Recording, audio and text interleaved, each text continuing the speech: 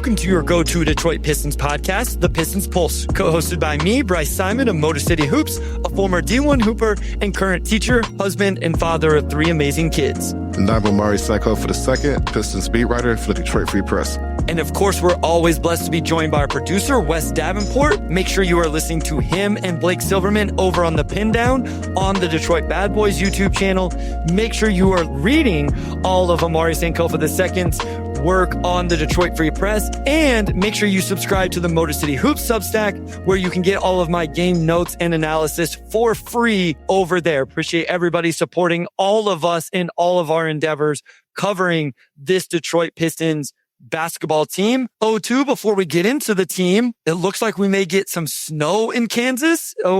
Monday morning. Has it yet snowed in Michigan this year? Yeah, we got some snow last night, actually. We got maybe 2 or 3 inches. And then we got some snow the week before that. I was out of town, so I forget which day. But we've been pretty much in winter for 2 weeks now, and apparently it's supposed to be a pretty bad winter. We don't get snow every winter like we used to back in the good old days, so an actual winter I'm not looking forward to because I hate snow. But long story short, yeah, we've got snow. We're probably going to get a lot more snow, and it sounds like it's going to head down your guys' way too. Wes says they got a foot in Chicago on Friday night. Wow. Already got a big snow there. Yeah. I think we're only supposed to get a trace enough for all of my students to be like, why didn't they cancel school? Why are we in school coming off a full week off for Thanksgiving break where they, have been away from school for long enough? But let's talk Detroit Pistons basketball. Appreciate everybody being here for your support. Sorry that we were late. This was 100% my fault. Recording Game Theory with Sam Bassini. Imagine this for those of you that know we went too long and got started a little bit late, which happens a lot, but good episodes over there if you guys want to check it out.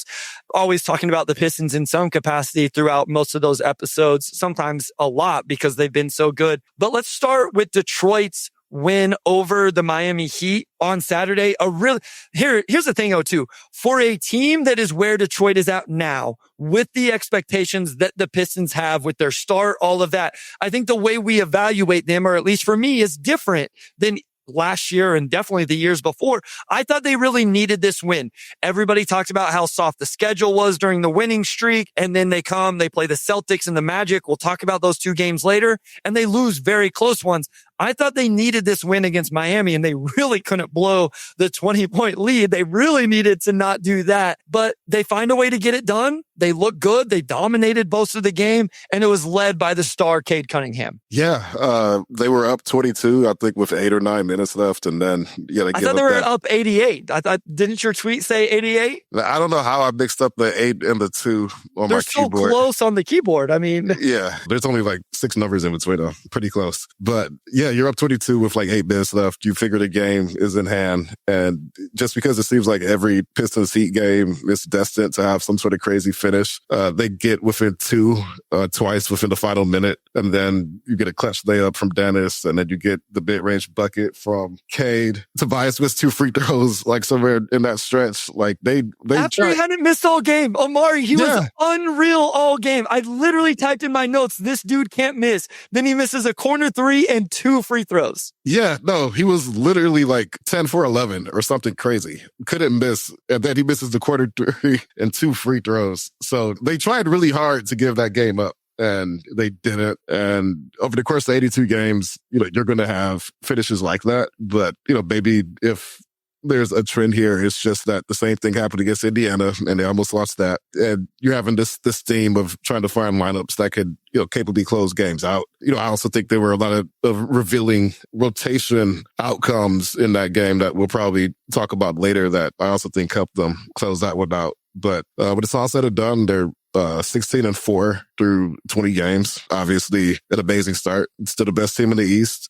Still, I believe, the second best team in the NBA, behind Oklahoma City Thunder, who realistically nobody's going to catch them. Yeah, a lot to not like in that Miami game, but also a lot to like in that game. So just some other numbers for the season as a whole, and then we will talk about Cade Cunningham. I feel like it's important for us to lead with him because a lot of times, and this is usually my fault, we talk about Daniss Jenkins and get off on that, or Isaiah Stewart or Paul Reed, rightfully so, but we bury it with Cade, and we're not going to do that on this episode. But right now, they are sixth in the NBA. Well, let's start with the record. They are second in the NBA at 16-4 behind only the Thunder.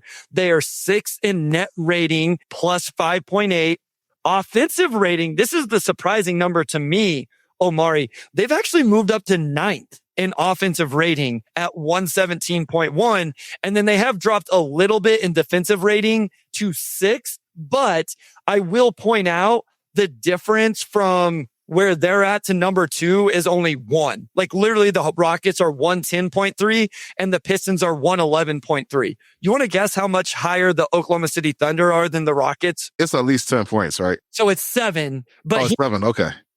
It's 7 from OKC to Houston from 1 to 2 to go 7 points from Rockets. And this isn't points per game. This is defensive rating. I just say points. But the Rockets from their 110 to the team at 117 is 23rd ranked Chicago Bulls. So the difference from 1 to 2 in defensive rating is the same as number 2 to number 23, which is just crazy. Okay, enough Oklahoma City Thunder talk. Cade Cunningham over his last 3 games, 37 points on 51% from the field. 43% on 7 3-point attempts, 79% from the line on almost 10 free throw attempts, 8 rebounds, 8 assists. He has seen the turnovers tick up, but specifically in this Miami Heat game, we saw him minus the turnovers late in the game do his thing. This dude's playing at a legit all-NBA level. I think we're doing awards over on Game Theory on Thursday. I assume we're going to have a conversation on whether he's the 5th first-team all-NBA guy or not. I think there's 4 locks for first-team all-NBA, and I think, again, right now, Cade is at least in the conversation for the 5th guy. Yeah, I mean, he's just been on a crazy tear, and really it's been all season. He's been the best fourth quarter scorer in the NBA. We saw bits of that again last night in Miami, but he's doing everything. I mean, he's carrying the playmaking load. He's essentially getting whatever shot he wants at will, and his efficiency being pretty good, even though the threes still haven't really fallen at a high clip.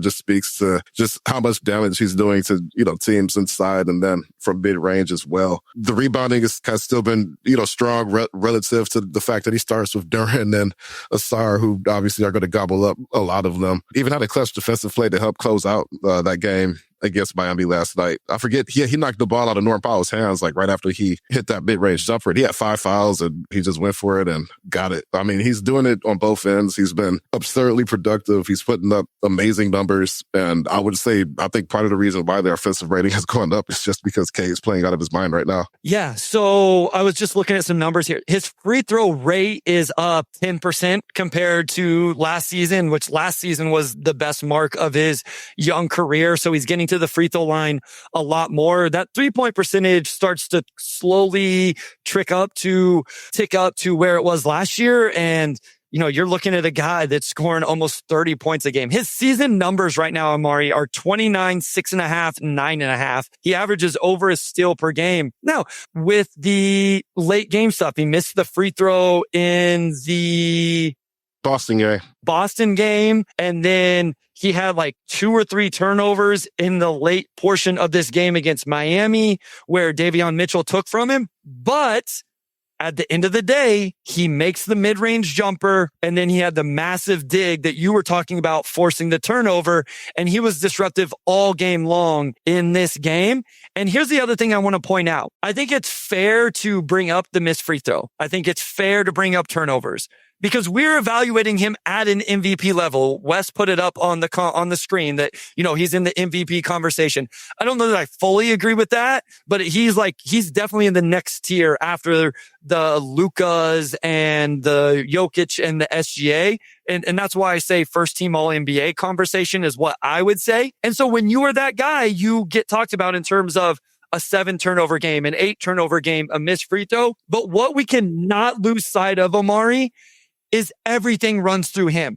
Everybody wants to give Daniss Jenkins love, but here's the thing. Daniss Jenkins only got that opportunity because Miami felt the need to put 2 on the ball with Cade Cunningham. And Ausar had an opportunity to the possession before that he just didn't take advantage of. Everything offensively is created and starts with Cade Cunningham, and that's a huge burden to bear game in and game out, and he's carrying it impressively well, in my opinion. Yeah, and even the minutes. I mean, he played 38 last night, and then he played 40 the night before that, and that's on a back-to-back.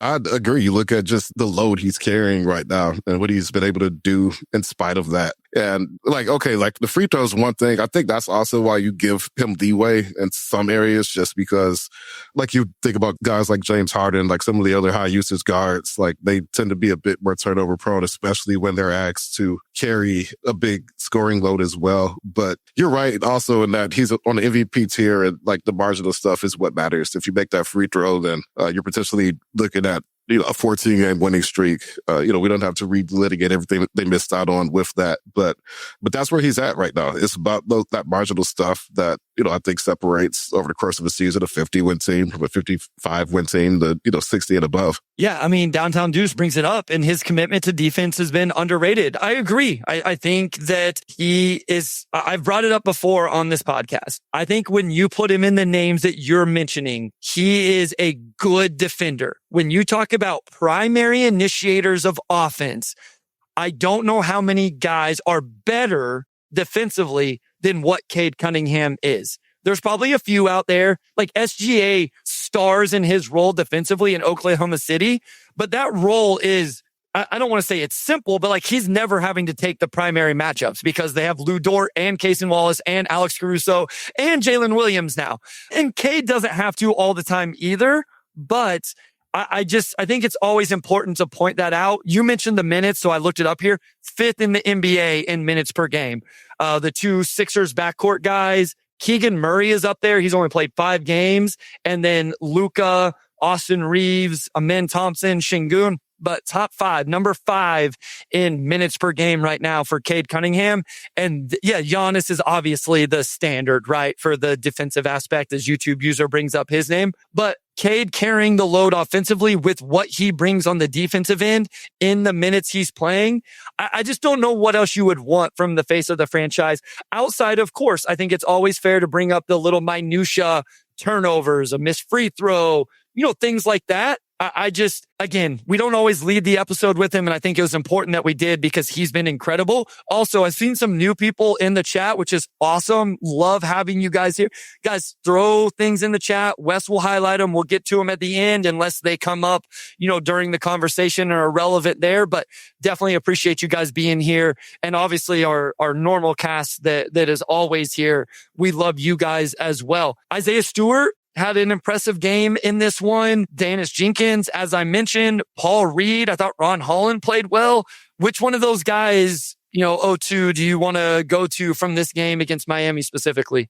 Yeah, let's go ahead and talk about Daniss, because we did mention, obviously, the shot he hit to help close that one out last night. And as you mentioned, he got that shot because they put 2 on Cade and he had a wide open lane and he just went and took it. But I think even just in, those minutes Daniss played, and he did end up playing most of the fourth quarter. And that was his first time playing, I think, double-digit minutes in maybe 4 games, essentially, since Ivy came back. It's just having any type of dynamic point guard or guard in general next to Cade who can make those quick reads. Like, if Daniss doesn't do that, like, I don't know if they win that game. I think it just showed the importance of having a guy with that toolkit, just to take whatever little bit of pressure you can off of Cade in those moments. Because, like you said, teams are just going to put 2 on him. We've seen, our teams blitz him all game. That's not going to change. But back on the topic of Daniss, he came in, he was ready. Obviously, he had an incredible stretch a couple weeks ago, and his role kind of fell off a bit once Ivy came back. But I thought, just in the limited time he played last night, he picked up right where he left off. And again, for the guy that's on the two-way contract, he really hasn't had a bad game. I feel like when he's been given a legitimate opportunity. Here's what was impressive to me with Jenkins was he came in not cold. He had obviously played in that game, but I don't think he was planning on playing those clutch minutes at the end. And the very possession before, Asar Thompson had bobbled the pass, almost the exact same situation, and Asar turned it over. And I'm not trying to throw shade at Asar right now or whatever. We'll talk about him later. I do think that the offense has been clunky at times this year. Earlier in the half in this game, he actually had scored the ball really well, but wasn't able to convert. The fact that JB put Jenkins in the game, and then specifically in the situation, they knew what Miami was going to do, Omari. They knew that they were going to put 2 on the ball. They specifically put Daniss in that situation, threw him the ball, and trusted him to make the right decision, and he came through. And then he did go 1 of 2 from the free throw line a little bit later, but then finished off going 2 for 2 after Tyler Hero had gone 2 for 2. And then I also want to point out, he didn't necessarily start the game well. He dribbled the ball off his foot, I think the first possession, and then had what I would call a 0% chance field goal attempt a little bit later. So this is all positive to me. Like the fact that it wasn't picture perfect for him, and then he still was not only trusted, but came through in a clutch situation. That's huge for a guy like Daniss Jenkins. In the clutch, too. I mean, how many clutch shots has he had just in the last few weeks? Again, still in the grand scheme, not playing huge, heavy minutes. And even when he's been on the floor in those moments, not necessarily being the guy that, defenses are accounting for, but even his teammates are accounting for at times. Yeah, I think and this gets into Paul Reed too. I also want to give him props for the way he stepped up. But it just seems like when Daniss is in there, like he could stack winning play after winning play, and he can make those decisions. And it almost reminds me of what they got from Schroeder last year a little bit, right? Like Cade's going to get the attention, so you just put a really well-rounded, multifaceted guard next to him who can make those types of decisions, and then you become really hard to guard. Daniss, I think, has shown through the first month of the season that he can occupy that type of role for this team. Okay, I'm glad this got brought up from Dogs in the Cut. Daniss Jenkins is a Trajan Langdon two-way undrafted free agent find that Troy Weaver never had. I misspoke a couple episodes ago. And you guys know, I carry my own receipts. I admit, for some reason, I knew that Daniss was in his second year. For some reason, I was thinking this was Trajan's first year on the job. I misspoke. So nobody actually called me out. I'm a little bit surprised, but we were talking about Daniss and somebody else. And I somehow, for some reason, got convoluted with the years and tried to give Trajan credit give Troy credit and not give Trajan credit. And I'm glad that this got brought up because obviously Daniss Jenkins is a Trajan find in his first year as an undrafted free agent. Paul Reed, man, you started talking about him a little bit. Having that guy as a third center is huge. It's so important to have a guy that can come in and be productive the way that he was in this game. No Jalen Duren. Isaiah Stewart gets a start. I thought Stu played well. We've seen him really kind of figure out his left-hand finishing. But then Paul Reed off the bench in 19 minutes gets 13 points, 10 rebounds, 4 offensive boards, had a big one where he gets a second attempt for Duncan Robinson. Duncan knocks it down. He's able to finish with his left hand. I just think these are those kind of ways you round out a roster that can sometimes go underappreciated, but has absolutely contributed to this 16-4 start. Yeah, Paul Reed is an overqualified third center, and he comes in, and if I had to guess off the top of my head, I would have guessed he played more than 19 minutes last night. And that's just the type of player he is. You notice every minute he's out on the floor because he's always doing something. Almost all of it is good. Almost all of it is disruptive against the other team. And, he's the plus minus K. That's what he wants to do when he comes in. He wants to stack up the highest plus minus he can in however many minutes he plays. And, he makes winning plays. I think he makes an impact on offense, defense. I think he surprises you with some of the offensive plays he creates sometimes. Like he'll even knock down the occasional three. It's just a lot for defenses to account for. He's got Tasmanian devil energy. He just never quits the entire time he's out there. He's been huge. I think we've seen over the years how just having that lack of a reliable third center has hurt this team because you're just always going to need your third center to play big minutes at some point, whether it's foul trouble or injury or whatever it may be. And this team's not 16-4 without Paul Reed. Not even close. He's been one of their most important players this season. He's played 193 minutes through 20 games of the Pistons season. He hasn't played in all 20. You just multiply that by 4 and we're looking at 800 minutes. And that's without like a major injury so far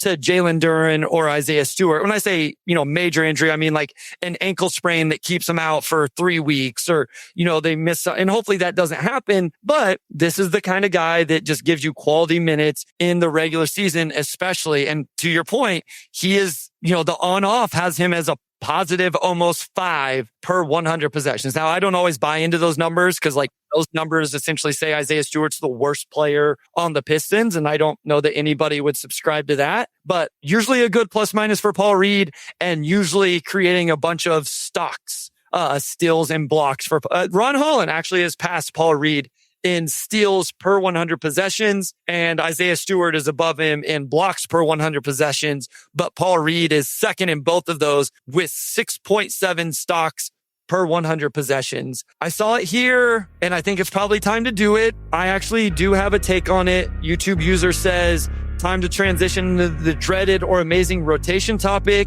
and we will get into that right after the short break.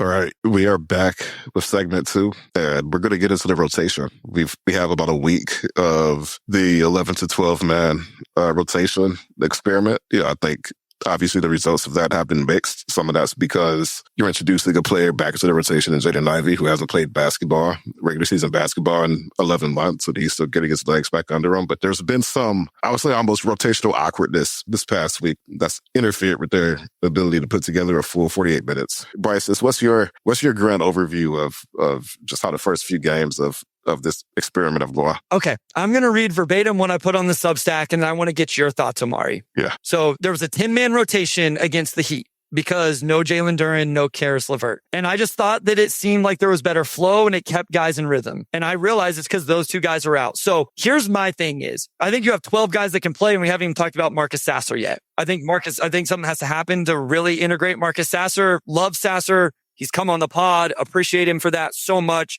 All of that. My thought here is with the 12 guys we've seen play so far is 2 guys just don't play in a given game, Omari. This would be my going into a game. You have a 10-man rotation. 2 guys simply don't play either due to injury, maybe a designated rest for somebody. I think Tobias Harris could use that every once in a while. I think Isaiah Stewart could use that every once in a while. The only one you have to worry about is Cade because there would be some restrictions on that from the NBA because of him being an all-NBA player. Jaden Ivey's coming off. Caris LeVert's a little bit older. All sorts of reasons you could designate rest for guys or just simply coach's decision. For me, and I'd be interested to see what your 10-man rotation would be, if all 12 were healthy and active, I would not play Javonte Green or Paul Reed. I would play the other 10 guys in a rotation. I think you have to be a little bit creative because that could be small with all of Jenkins, Ivey, LeVert, and Holland off the bench. But that is my thoughts on it, O2. What are your thoughts on the rotation? Yeah, I agree that I think the 10-man rotation against Miami felt more fluid. I think when you have multiple guys who are playing, 5 to 7 minutes, it can just get a bit awkward to, maintain continuity, between lineups and line shifts and whatever it may be.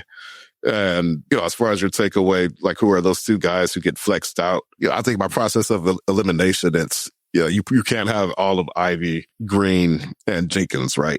I think that Jenkins, the way he's played, especially last night, this team just needs that, second point guard type who can, make plays, knock down timely shots, like move the ball.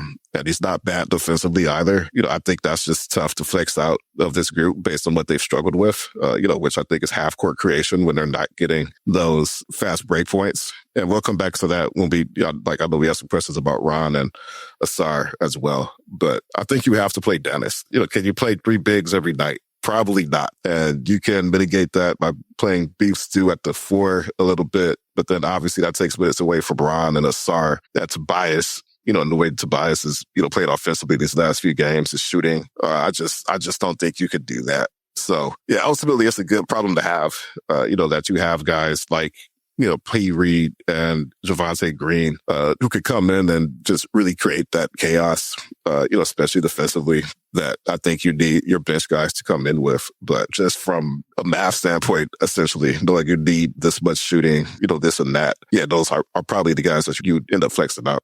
The comment here, regular season 12-man rotation is good for now. Need to see what we have before the trade deadline. I don't disagree with that, but I don't think within a game, I personally, Omari, haven't liked the flow of the 12-man rotation and what it means for guys and how long they're on the court. And then when they sub out, I mean, even just, I think the center rotation is the easiest way to look at it. We just gave Paul Reed all of the praise and love that he deserves. But I don't necessarily love whenever they've tried to play all three of those guys at center in a game. A week ago, everybody was saying Jalen Duren was the number 2 option and an all-star. You're only going to play that guy 24 minutes, Omari? Because, how are you going to get him the minutes? And we're only going to play Isaiah Stewart, who is one of the best defenders in the NBA. We're only going to play him 15. And then now we get 9 minutes for Paul Reed. Is that even fair to Paul Reed to only let him play?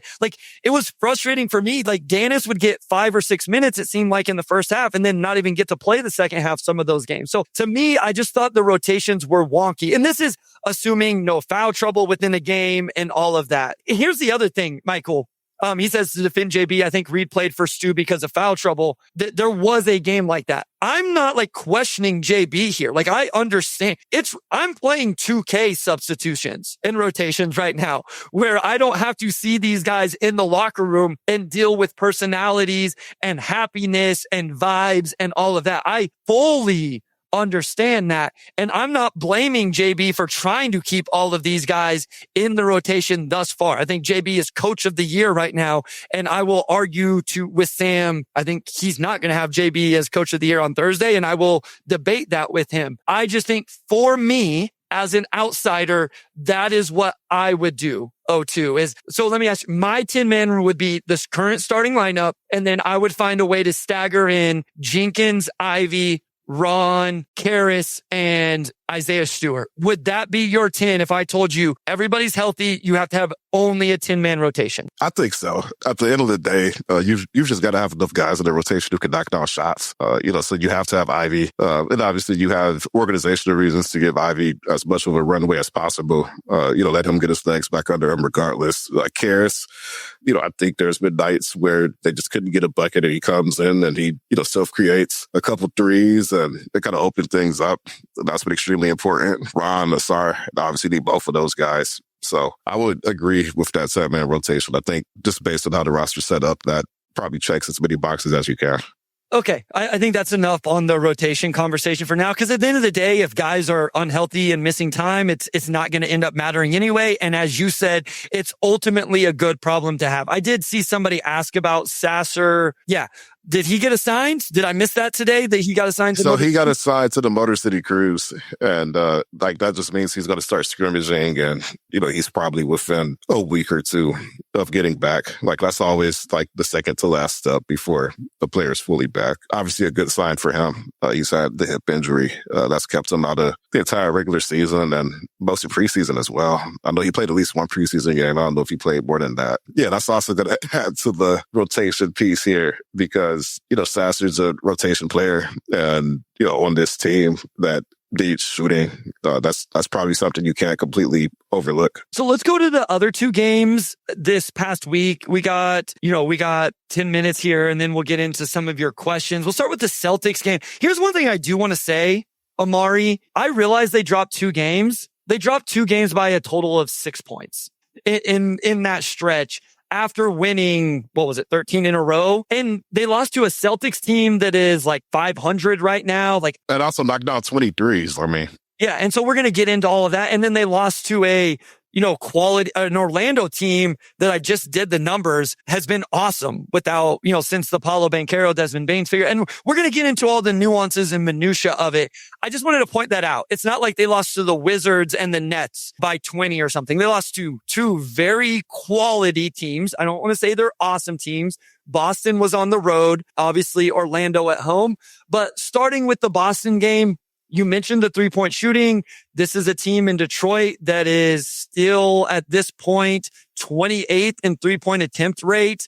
Duncan Robinson and Cade are taking a lot of the threes for this team. Boston got hot. I have my thoughts on the matchups. I know we had that question, but, just thoughts on that Boston game. I think maybe the biggest thing, Wes put it in the outline, is I thought that was a game that Duren might destroy the matchup. He did have 16 rebounds, but only 12 points in that game. Yeah, the Pistons just didn't have great offensive synergy in that game, and they also didn't have the urgency you need, from three to slow them down. And granted, I think the way that they defended the 3-point line would be fine against some teams, but, it's not fine against a Boston team that is really just playing the bath, and just trying to knock down as many as they can. Because they know they can't compete with you in other areas, especially when it comes to their overall lack of size. And to your point, you probably would have expected Duren to get a bit more going in that game. But the Pistons just couldn't really establish rhythm, especially the second half. I thought they really leaned on Cade to kind of self-create and get a lot of his own shots. And yeah, long story short, when a team knocks on 23-pointers against you and you're not a team that takes a lot of threes, that's just not probably going to go into your favor if you're not giving up on the 3-point line like you need to be. And even with all that, it literally came down to the last free throw, which Cade just happened to miss. But tough loss, not the type of loss that makes you worry about anything long term. I think you come away from that one thinking, they've got to figure out something with their rotations to, just get a bit more fluidity in there. I think the second unit especially is highly dependent on forcing turnovers and just kind of creating that chaos to overcome some of their spacing issues. And when that's not happening and, you keep having to inbound the ball because the other team's knocking down threes on you, I think it just kind of neutralizes that lineup. It's fixable stuff. It's stuff that hypothetically, certain players get going, you do this or that, maybe you have a different outcome. But, that was just sort of a game script game. The script went against them, but they just couldn't solve it. Well, and the other thing is that's just the way Boston plays, and you alluded to some of that, the 3-point shooting difference there, just in terms of what was the total attempts in that game? It was 43. They were 20 for 43, I think. Yeah. So Detroit was 11 of 36 and 20. So they didn't shoot a crazy amount more. They just made a whole bunch more. The other thing is Detroit is one of the most disruptive defensive teams in the NBA. They're third in turnover percentage defensively in terms of forcing turnovers. And Boston is one of the best in the NBA. So just those things right there where Detroit was going to lose the 3-point battle unless they just shot bad for Boston. And they didn't, I wonder how many total shots Detroit shot. 93 with 36 free throws. Gosh, they talk a ton of free throws. So Boston somehow lost the possession battle. Seemed like Detroit gave up a bunch of offensive rebounds in that game, but I guess it was only, Detroit had 21 of their own. So it was balanced out because of Detroit's offensive rebounding. The other thing I noted defensively is Detroit is actually middle of the road defensive rebounding. And we saw this show up in the Orlando game as well, right? Where at the end of the Orlando game, they went from a minute 4 to 6 seconds or something, something crazy and just on the last ball. They couldn't get the defense. So it's something to watch for against very good offensive rebounding teams that Detroit can give that stuff up. And so just in general, Boston's match, listen, I'm not trying to be negative here. I feel like some people feel like it's coming off that way, but I also thought Detroit let them get in a rhythm. Derek White just got in a rhythm. Then the defense got a little bit better and it was just too late. And they did make a ton of shots. I do want to quickly talk about the Asar on Peyton Pritchard versus Jaylen Brown decision. That was one just little nuanced matchup thing that I don't know that I agreed with from the coaching staff. I really thought that was a game for Asar to be on. This is one of those moments. I've said this multiple times on the pod, Omari. I would love to be able just to ask the coaching staff or be in the room around the discussion of why Asar on Pritchard and not on Jaylen Brown. I will say Asar gave Peyton Pritchard fits at times and caused some real disruption, but I did think that I was surprised by that decision. Yeah, I kind of understand it from the standpoint of after Pritchard, they don't have a lot of really, really capable ball handling. So you neutralize that, and then maybe you start to win the turnover game. But I think with that, but you have guys who have a size advantage. Like I would put Cade on Peyton Pritchard, early on. And like, I think I'll feel fine with that. I mean, he's just so much bigger. Some of those battles are going to go in his favor naturally. You just don't want him to foul, obviously. But yeah, Asar, you probably want Asar on a guy who's been one of the best scorers in the NBA. I don't think that's why they lost the game. I understand, just kind of cutting off the head of the snake a bit and, putting, pressure on their other guys to handle the ball and make plays. But in the end, I don't know if it really worked in their favor. Wes says he thinks they love having Asar do the one-man press and just make life hard for the primary initiative, which, listen, not a bad strategy because Asar is really good at that. And as Michael says, Boston just beat Cleveland on the road. This is on Sunday night, obviously. So it wasn't that bad of a loss. I don't think it was a bad loss at all. Like maybe I didn't emphasize this enough at the top. My whole point talking about these two games is I don't think that they were bad. The team just won. Yeah, guys, maybe I didn't come across right. I feel like everybody in the comments I said it at the top. They lost 2 games by 3. This one on the road. I don't think Boston is a great team, and especially their front court. Like, I think that if I had an actual disappointment, Omari, it's that they didn't dominate the front court maybe as much as what they could. Now, with that said, I just said they got like 20 plus offensive rebounds. So obviously they dominated in some capacity. I don't think it was a bad loss. If it sounds that way, I did not mean for it to. Any big takeaways from the Orlando game? Another game where an opposing team's player really went crazy. Desmond Bane with a huge game. Anything else about that one that kind of stood out? Yeah, that game was interesting because Orlando did not shoot the ball well. They were 41% overall. They were 5 of 30 from 3, which is 16.7%. So defensively, the Pistons were fine. Desmond Bane got going. Every Orlando Pistons game is. I mean, it kind of got bucked up, but I feel like as far as that, it kind of played in the Pistons' favor. The Pistons' problem was that they just couldn't get buckets when they needed them for most of the night. And then on top of that, they had 24 turnovers. So, I thought some of the offensive miscues they had against Boston kind of carried over. I think they were scoreless for the first 5 minutes of the fourth quarter or something like that. And they were only outscored 6-1 in that stretch. But it's like Cade sat and the offense just completely cratered. They couldn't get anything going at all. Couldn't really move the ball. And then they made a push late, 10-0 run, and they kind of just fell short. And obviously, like we talked about earlier, they couldn't get a rebound on that last possession. But yeah, which, they were taking threes and some of those rebounds were long, but still, you can't give up 4 on the last possession. But again, the issues that they had in that game, I think are fixable issues. Just need some fine tuning. I think for some rotational stuff.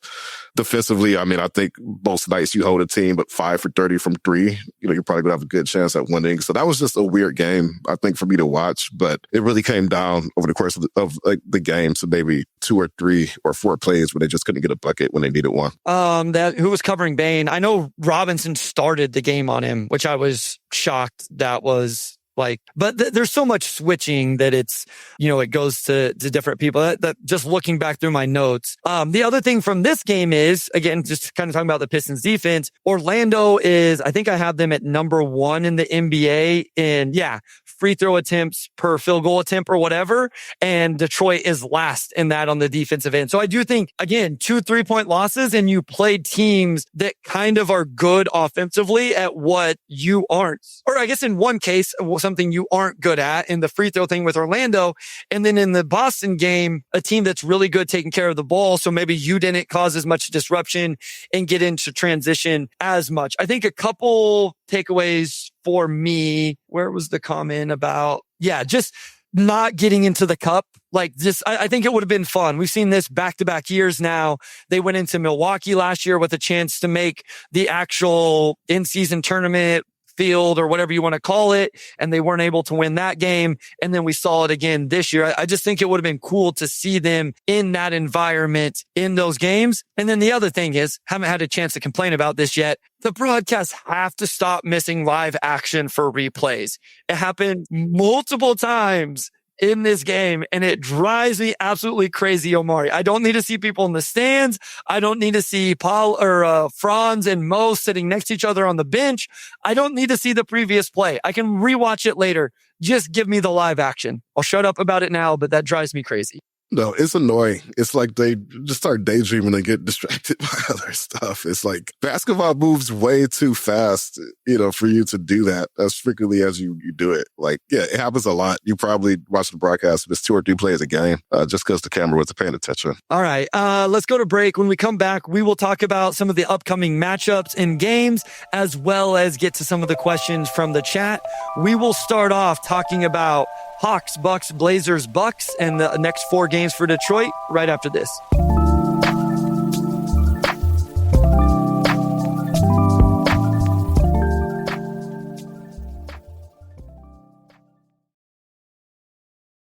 All right, we are back with segment 3. They have the Hawks tomorrow, December 1st at home. They have the Bucks on the road on the 3rd. Then they have a home back-to-back, Blazers Friday and Bucks Saturday. You've got 3 games against, some pretty good Eastern Conference teams. Blazers have been more down than up as of late. But overall, I think this is another week, where that'll test their mettle a little bit. You finally broke that streak against Milwaukee the other week, but now you got to beat them twice in a 3-game stretch. And Atlanta's been good too.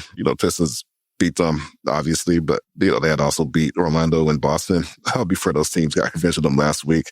Just what's your overall view of this week, Bryce? Yeah, it's going to be a great test because, as you mentioned, Atlanta's been playing well, even without Trae Young. Jalen Johnson is a monster, looks like a potential all-star for them. Nickeil Alexander-Walker, who I've always loved his game, has been playing well. And then you have 2 games against the Bucks. Giannis is back at time of recording. And so obviously that provides just a different level of opponent whenever he's in the lineup. And then even the Blazers, Deni Avdija. So I always go into these games, and we just talked about it with Asar. I assume Asar will take the Jalen Johnson matchup, or I guess I hope he will, at least for me, because I think it would be a lot of fun to watch that. In that Portland game, Deni Avdija, Asar taking that matchup will be awesome. And then it's always interesting to see what JB and his staff will decide in terms of who's going to take the Giannis matchup and what will the success of that look like. So I'm excited for these next 4 games. Selfishly, it works out well for me. I'm going to the Chiefs game on Sunday night, watch the official funeral of the 2025-2026 Kansas City Chiefs season live and in person. But the nice thing is, based on the Pistons schedule, I may be a little bit late watching the Bucks game, but it's not like they play, I'll be on the road Saturday, Sunday, Monday. It's not like they play 2 of those 3 days or whatever. So I won't get too backed up because they have 4 or 5 days off after that home and home, or that home back-to-back. I assume because of the NBA Cup schedule or something like that, they get a little bit of time off there. Yeah. So they have a game on the 12th, and then they have a game, I believe, on the 15th. So I want to say the Hawks come here on the 12th, and then they go to Boston on the 15th. So not a good Eastern Conference matchups coming up for them. The Eastern Conference also is kind of sneaky, 1 through 10, like not bad this season.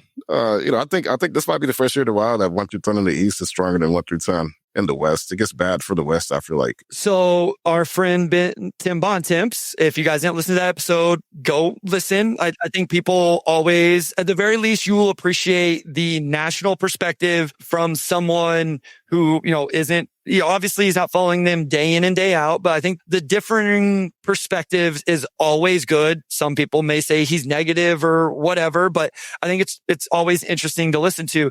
He's made the point on their podcast, the Hoop Collective, which is a very good podcast I listen to. I think you guys should as well, that, if you're middle of the pack, you would actually rather be in the West than the East. Like if you think you're going to be in like the play-in, the West is actually a little bit more of like, is Portland good? Is Memphis good? Who even wants to be the 10 seed in the West? Where in the East, it's a little bit different. Now, if you want to be at the top, obviously it's a little bit different in the West with, starting with Oklahoma City. But Yeah, I mean, 9-10 Bulls, the 9-12 Bucks, and I think the Bucks are 9-12 because of Giannis missing games, but it's a little bit better. And a lot of that has to do with Detroit being 16-4. And then the Toronto Raptors, have also been good at 14-7. So anything else you're looking forward to? Any other storylines here moving forward before we get into a few of these questions? Yeah, I mean, it's just from here on out, it's just to what extent could the Pistons sustain the start they've been on, right? Teams are going to go through ebbs and flows over the course of the season, and they don't really have, I don't think there's any easy, that's not the right word, but they're going to be tested every night here, it seems like for a bit, because even a team like Portland, could get hot. Diddy Avia is a really good player. Yeah, this next week, I think is really going to test their ability to, shake off some of these poor finishes they've had and see if they can string another streak together. All right, we're going to finish off here with some questions from the chat. We have a few starred from earlier in the episode. If you have anything you want to ask, Pistons, NBA draft, life, like whatever you want, now is your time to do so. We're open here for another 10, 15 minutes to finish off. We talked about this a little bit, but I know this person has been in the chat a lot here live, and we appreciate the support. Pistons fan 11 says, as our best athlete, Asar Thompson best used guarding Peyton Pritchard, Franz Wagner, or other team's star scorer and perimeter athlete like Jaylen Brown or Desmond Bane? I will just say in general, and again, we talked about this a little bit, going into a game, I'm always going to feel more comfortable if Asar Thompson is taking the matchup of the other team's, what I would call like the hub of their offense, the most important offensive player for that team. In Orlando, I do think that is Franz. I think I know Desmond Bane went crazy, but I think it's Franz. For Boston, that would be Jaylen Brown. Atlanta, it'd be Jalen Johnson. Portland, it's Deni Avdija. Milwaukee, obviously, it's Giannis. I don't know that he can take the Giannis matchup. So anytime you can get Asar on the other team's, what I would call best player, if it's not just like, if it's a matchup he can take, it's not Jokic or Giannis or someone like that, that's who I would want on it. And here's the other thing. I think Ron Holland's been pretty good defensively. We haven't talked about him a lot in this episode. I know the offense has been up and down and went through a pretty rough stretch. I thought he had a good game on Saturday. I do think Ron has been good on the defensive end, too. Yeah, he has been. Just the energy he plays with on that end and the way he gets right up into guys. I think he had 3 steals against Miami. His steals numbers have actually been really, strong all season. Yeah, he's another guy. He comes off of the bench and like when he's forced to turnovers and getting up into guys like that, I think that's what really fuels his overall game. Agrodome says, where do we sit about acquiring another 3-point shooter to continue to take the pressure off Cade? Will this be a priority for Trajan Langdon going to the February deadline? I will just say quickly, I think some of this depends on where Jaden Ivey ends up settling in as a 3-point shooter. But in general, I do think, listen, we just recorded Game Theory. I brought up Duncan Robinson as an underrated kind of, I don't remember how I call it, but somebody underrated for a top 6 team success. Other names were like Jamal Shed and Mamu Kelishvili for the Raptors, stuff like that. Like we were talking about underappreciated guys that are helping their teams win. Duncan Robinson is vital to this team offensively. I understand he gets hunted defensively. Like I get it. And my push is then they got to start hard hedging it and not switching it. I just think it's hard to not have him on the floor for a lot of minutes. And I think the fact he's played 20 games this year for this team and has made shots the way he has is vital.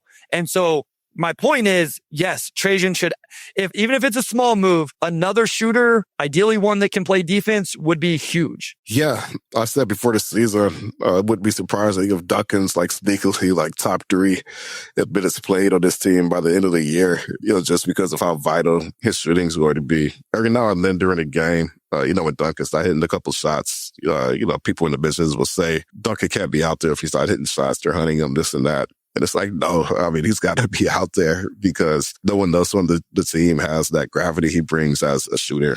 And there have been nights where they can't get anything going and then he knocks down a 3 and then that just opened things up. That's what happened against Orlando. I think it was Duncan that hit a 3 around 7 minutes into the 4th. And then, from there, the Pistons went on a 10-0 run and kind of got back in it after they were down 10. So, to me, this still strikes me as a team that could use another knockdown shooter. I think some of the issues they've had offensively, it's not just that the rotation's been bigger, it's that the rotation is including more guys that can't shoot, and if you're playing 12 guys and only a handful of those guys are like, true perimeter threats, I just think it becomes tougher to put viable lineups on the floor for all 48 minutes. What that other shooter looks like, I don't know exactly how you go about that at this point. But there's one area of weakness for the offense. Like you mentioned, Bryce, they're still 28th in attempts. I know in percentage they're not that high either. That's clearly one area that they could get better at. Michael asks, do you think this decision might be Ivy versus Sarr for the starting lineup? They don't seem to be playing both of them with Duren. I would say no. I still think the decision is going to be Ivy versus Robinson. And that's, like we just talked about, if Ivy shows that ability to knock down 3-pointers at a good enough clip that, he's respected and provides gravity and all of that, I would not want to take a Sarr out of the starting lineup for the defensive purposes. And J.I. just isn't that good defensively right now. Yeah. If J.I.'s knocking out shots, then he probably is in that Robinson category. He could take Robinson's spot, but I don't think he can go in for a Sarr. Yeah, but I don't think he can go on for a Sarr. Defensively, you're in a lot of trouble there, I feel like. Yeah, Sarr's defense is just too pivotal, I think, to the starting lineup and just for this team overall. You can't have a Sarr and Isaiah Stewart coming off of the bench. I think one of those guys has to start if you want to have any hope of setting a tone defensively to lead off the guy. Fly Monk 321. How does the lineup end up shaking out? Daniss Jenkin needs minutes, but from where? We won't fully rehash this, but we did talk about it throughout the middle portion of the episode. I think both Omari and I ended up that if we had a 10-man rotation, Daniss Jenkins would be in it. Again, I realize that could be a little bit small. You would have to stagger guys into spots, but I do think it would be plausible to do that. Dogs in the Cut says, is OKC going to lose again this year? Yes. But I think 72, 73 wins is in play if Shea stays healthy. He's about the only dude in that rotation that they can't afford to lose. They won all these games and Jalen Williams just played the other night. I think they have enough size and big man rotation to, even if Chet missed some times, they have enough defenders that if Lou Dort or somebody random missed time, they have other defenders. I think 70 wins is truly in play for this team, Omari. Yeah, they're dominant. They're off to one of the best starts ever. There's only a handful of teams, I think could really put the fear in them on any given night. So dog season, we'll see if they sustain it. But, they've had as dominant a start as any dominant team in NBA history. Victor Padilla essentially asked about Jaden Ivey. Do you feel like there is a minutes restriction right now, like an official one? Yeah, I don't know if they were just hard, he has to play, this many minutes or fewer, but yeah, he's not at a 4-minute load right now. I'm about to check real quick. I don't know if he's cracked 15 minutes. He's averaging 13 per game. Yeah. He played 15 against Boston. Yeah, he played, actually in his debut, he played 15 against Milwaukee, and he's basically been between 10 and 15 every night. So, I could see that, eventually being ticked up as he gets more comfortable. That's kind of how we saw them handle a Sarr last year when he came back from the blood clots. He came in not playing a big minute load, and then they just gradually progressed it up. So we'll see what that looks like for J.I. going forward. But I don't think he's going to average 15 minutes a game for the season. I think obviously that's going to go up. Is Edgecombe Rookie of the Year so far? My answer to this would be no. I will say this. He is the only rookie in consideration that is on a team with a winning record, or they're at least 9-6 in his games. What is Philly overall right now? Yeah, they're 10-8. But it's not like they're just blowing, it's not like they've just been unreal. I would say Knipple or Cooper Flag would be over him for me. So yeah, Knipple has been insane. He's my number one on my list for sure. I think he's averaging 19 or 20 points right now. And yeah, he's just been balling. Cooper's been good too, but right now it's kind of Knipple. Cooper's coming around. He's had a game recently where, he had 35 or something like that. And then he had a game with 10 assists and all that. VJ's thing, he got off to a crazy hot start. The interesting thing with Rookie of the Year is going to be, and this is going to really make Pistons fans mad, I feel like. I've been thinking about this. A lot of these guys aren't going to be on good teams, or teams with good records. And so I just wonder if that part of the conversation ends up just getting thrown to the side completely. Now we'll see how many games Dylan Harper ends up playing. It looks like the Spurs are going to win a lot. Memphis is figuring out a little bit, and Cedric Coward has been awesome for them. There have been some rookies, but a lot of them aren't necessarily winning a ton. But yeah, Khan has been awesome. And like I say, Cooper's figured out a little bit as well. let's see here. A few more just to close it out. Is there a power forward out there other than Jaren or Lowry that the Pistons could get on the cheap? So I'm just going to look at standings here, and we can go through some of these rosters on terms of any of these teams that might be selling a little bit. Omari. Pelicans, I don't think so. Clippers could be moving on from John Collins. That's a number that you would have to go meet. Sacramento doesn't have one. PJ Washington is not trade eligible in season for the Mavericks. I don't think Memphis has another one. I mean, I think the only guy Portland's probably trading is Jeremy Grant. That's another huge contract in the East. I mean, I'm looking at Brooklyn. I don't know if you go for any of their power forwards. No, Washington, CJ is the best name there. Yeah. I mean, Indiana doesn't have any bigs that you would go for.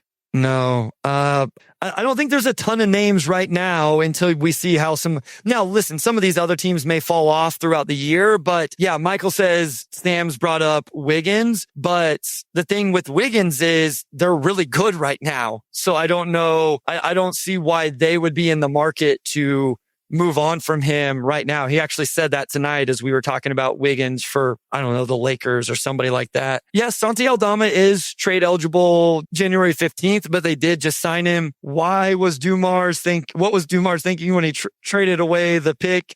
I will say this, Jeremiah Fears and Derek Queen have looked very good offensively so far this year. Yeah, Derek Queen is hooping. Yeah, Derek Queen is hooping. Say what you want about the value of the trade, but he looks like a home run at the tough pick. So if you're going to make a trade like that, ideally you would want the guy that you traded for to look like a star. And he looks like, I see some Julius Randle just in the way he's able to maneuver around. But for how young he is, what he's doing, yeah, I can't wait to see what type of player he becomes. Yeah, so somebody brought up Jalen Smith here from the Bulls. I mean, he just makes a lot of sense for what the Bulls do.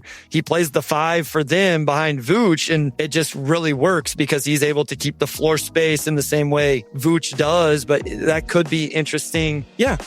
Good episode, Omari. Appreciate the engagement from everybody in the chat. We thank you guys so much. I saw somebody earlier, I meant to tag it. Somebody said that they had watched Pistons Talk. I saw that they were live and they were talking about the rotation stuff as well. So seems like a topic of conversation. Make sure you're checking out all of the great Pistons content creators. Obviously, our guy Koo over on Locked On Pistons. Always mention Wes and Blake on Detroit Bad Boys, Pistons Talk, at Downtown Dude. Like all of these people they're putting out great content. Like Detroit fans are so lucky with all the great podcasters, content creators, places they can go and get their Pistons coverage. But of course, we're a little bit biased here. So please keep it locked to Omari Sankofa II on the Detroit Free Press. Go subscribe to the Motor City Hoops Substack, listening to Wes and Blake over on the Pin Down on Detroit Bad Boys. But that is it for tonight's episode. We will be back early next week sometime. It will not be on Sunday, maybe Monday at the earliest, but O2, take it away, my guy. Big thanks to our audio producer, Robin Chan, our editor-in-chief, Nicole Avery Nichols, and big shout out to Wes Davenport, as always. And we'll talk to you all next week.